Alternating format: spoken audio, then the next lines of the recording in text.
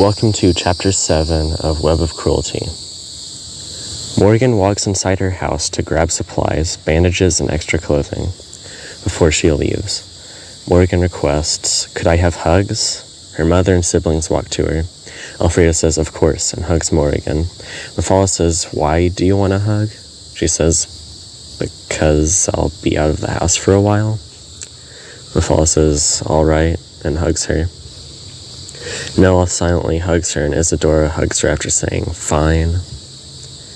Morgan goes back outside to meet Nerevar and says, "I'm ready." "Good, we need to go into that cave," Nerevar says, pointing to a nearby cave. Morgan asks, "Wait, it's that easy?" "No, we will meet driders and big spiders along the way," he says. "Oh, okay, why don't we have an accomplice with us?" Morgan says. He says, "We do. My wife Azora is in the cave, and she will join us along the way." She says, "That's all?" "Yeah, we'll be fine. Azora and I have done this before," he says. She says, "That's reassuring, I guess." She is slightly less frightened now. Nerevar says, "Okay, follow me," as he walks toward the cave. She follows him and says, "Right behind you." They stand in front of the cave, and they walk into it. They meet a half-drow woman. This must be Azora. She says, "Hey, this must be our new surfacer." "Yeah, this is Morgan Arabchill, is it?" says Nerevar. "Yes," says Morgan. Azora says, "Okay, nice to meet you, Morgan. Let's go now." Nerevar says, "Yeah, let's go." They walk further into the cave, but they hear a spider's legs walking on stone. Nerevar whispers, "Oh, I forgot to give you a weapon. Here's the bow," and hands Morgan a wooden longbow. Nerevar and Azora both pull out great swords. They all keep going forward and see a drow with a spider abdomen and spider legs. This is a drider, not a spider. Morgan's heart beats quickly,